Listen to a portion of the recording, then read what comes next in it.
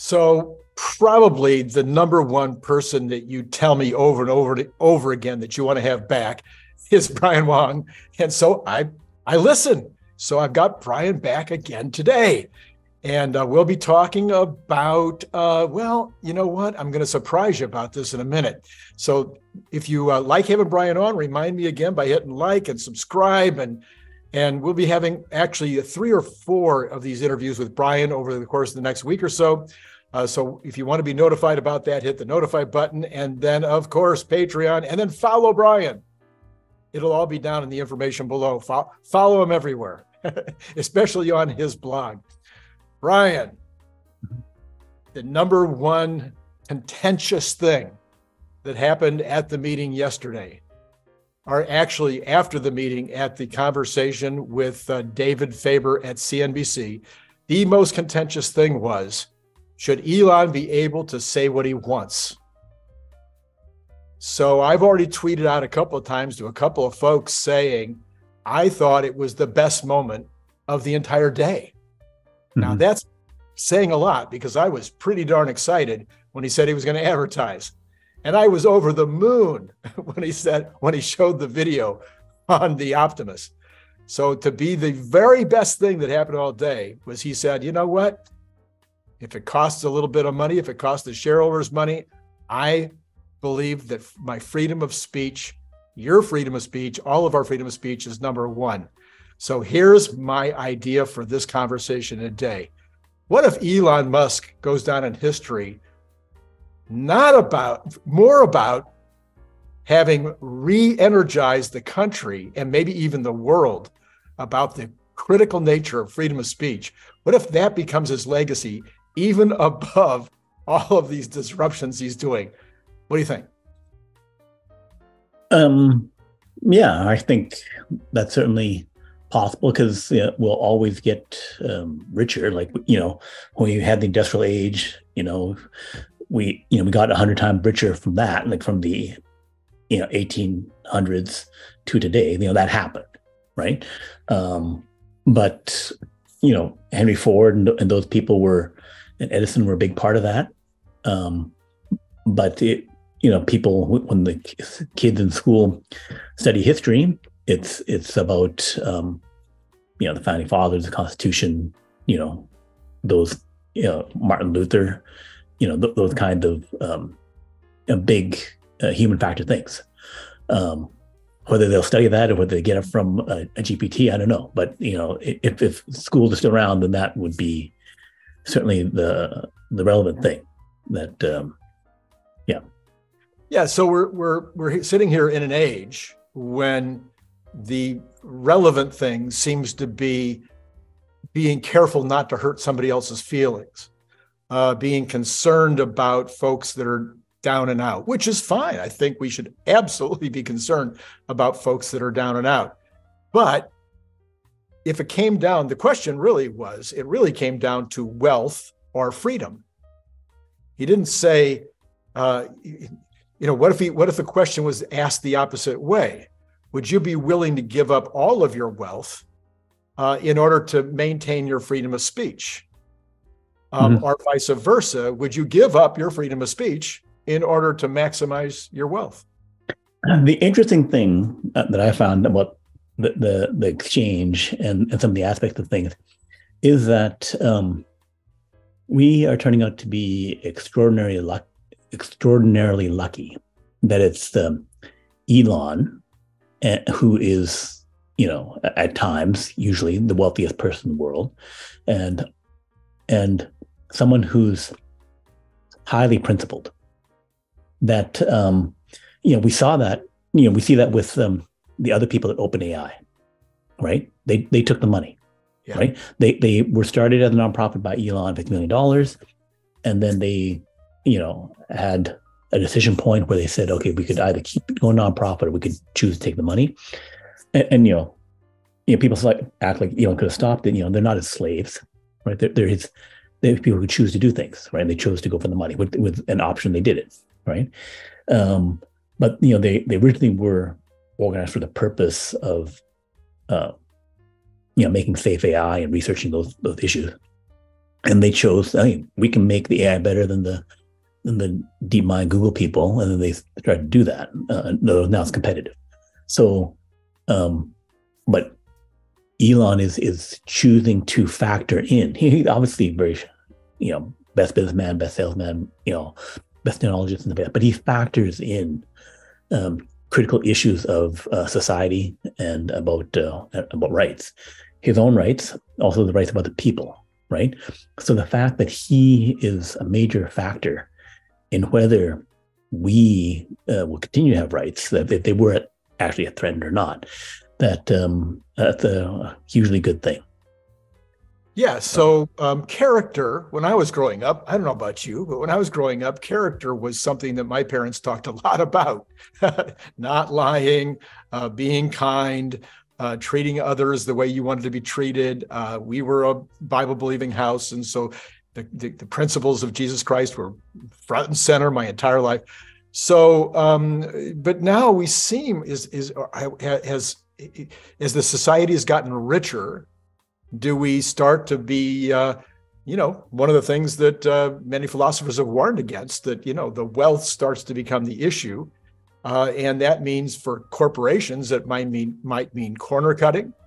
For pharmaceuticals, it might mean, messing with the testing. For folks that are even activists, it might mean ignoring the positives and only talking about the horrible parts and making horribilizing everything. So we have we have to make these choices every single day in business. I have to make a decision every time that I write a headline.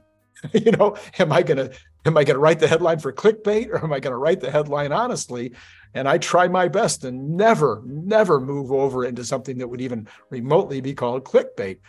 But lots of people in the industry, whether it's YouTube or whether it's any other form of media, they use a ton of clickbait where it's totally dishonest in terms of the headlining. So we're faced with this dilemma every single day. And when Elon says first principles, we have to have the freedoms if we're going to have the rest. If we don't have the freedoms, the rest of it's likely to go away. Yeah. And I think, a lot of the disputes and tension and other things that are going on are the results of people putting their own self-interests ahead of the whole. So that's not a good thing. That in a world of abundance, it should matter what the whole is, the individuals and the whole. It's kind of needs to be factored in. Yeah, and then one of the comments I made on Twitter today is, okay, if you take a first principles approach and you say freedoms matter, quality matters, my legacy matters, leaving the planet a better place than I found it matters, thinking about the planet long-term matters. If those things matter to Elon Musk, if he has those kinds of characteristics, those character qualities that are driving him on a daily basis, then we're more likely to trust him when it comes to making the safest car, or not putting a car on the street with FSD that isn't ready to go on the street with FSD, or not building a robot that is likely to hurt people instead of helping people. So those character issues, I think they flow down and help us, even though he might be the most vilified man on the planet, it might be for all the right reasons. Yeah. I think that it's, he also talked about, that, creating the better product that people want to have, creating the better future that people want to have, that goes from the freedom of choice. He's not saying that, I need to force people to buy it. I need to do whatever, that I make something better, and then people will choose to get it. And the fact that you make it a lot better and make the choice easier, right?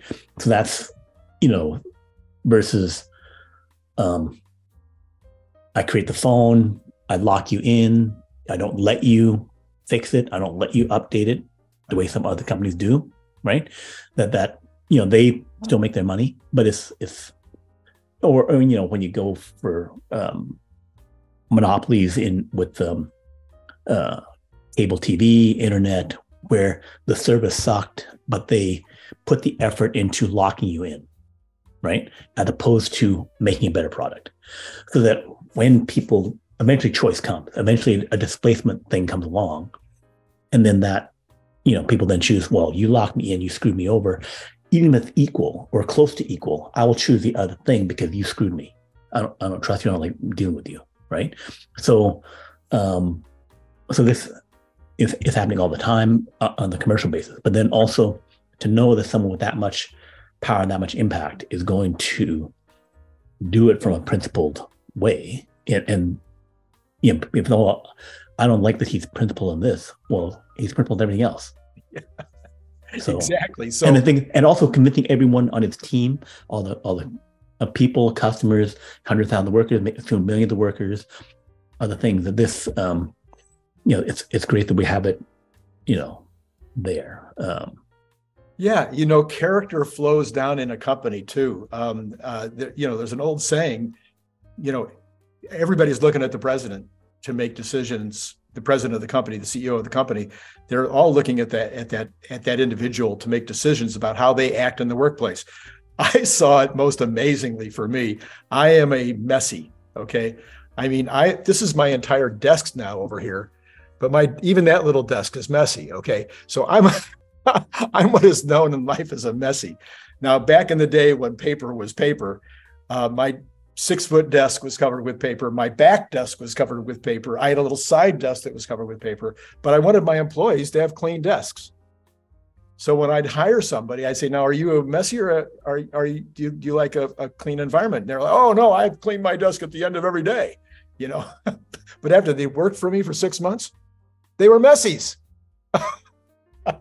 So there's this thing where if you instill character and you instill a right way of doing things, it flows down. And so that's within the corporate and then within the fan base. And I think what looks like is happening here is Elon's voice is getting bigger and bigger. He owns Twitter. He's the largest, has the largest following on Twitter. His voice is being heard in terms of these character traits of truth and of being willing to hear the other side, and of the importance of everybody having a spot in the area of ideas and not having thought police and people telling us that we can't say or do. So I think this possibly could be a bigger legacy issue. Yeah, hopefully that's the case. I think I think it's important that it's driving a lot of things because he's impacting like how other tech companies run their companies. Yeah. So besides his own companies, the other companies are copying him. Other business people copy him. Just like back in the day, a few decades ago, Jack Welch of GE, like he's saying, or people copying Warren Buffett as an investor.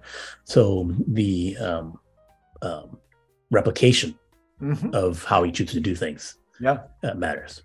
And in fact, the two you mentioned, Jack Welch and Warren Buffett, are two individuals who I think most people think have amazing character in addition to their skill sets. So anyway, I just thought that would be a fun one to bring up. Brian, if you like this content and you'd like to see more of it, hit the like button. I'm looking for at least 25% likes, so you're going to really make sure you have to hit that like button. Otherwise, we'll just go back to having regular old business content every day, which will be okay too. If that's what you want, I want to definitely follow what you're looking for. Anyway, loving having Brian on. That's another reason to hit like and then subscribe and then notify, because we're going to have Brian on several more times over the next 5 or so days. And of course, follow Brian on Next Big Future, his amazing science blog. Did I read the other day where you said it was the #1 science blog in the world? Yeah, if you obviously not counting like science news site, with commercial thing, but like in terms of like a personal blog type thing. Yeah. All right. Well, great, Brian. Okay. Well, again, folks, this is Randy Kirk, and it's been great talking to you. Click the link below to get your paperback, Kindle, or audiobook now.